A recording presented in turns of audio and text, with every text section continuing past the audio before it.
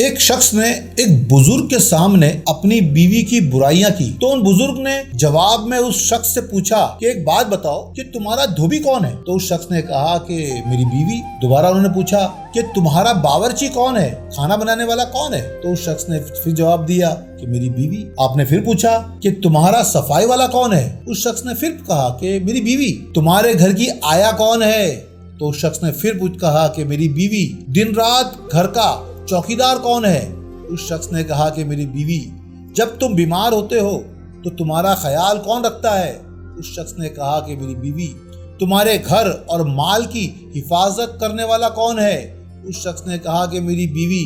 उन बुजुर्ग ने फरमाया तुम्हारी बीवी इन तमाम काम के लिए कोई पगार लेती है, कुछ पैसा लेती है। तो उसने कहा कि नहीं। फिर आपने फरमाया कि तुमने अपनी बीवी का ऐब तो ढूंढ लिया लेकिन तुमको उसकी खूबियां नजर नहीं आई।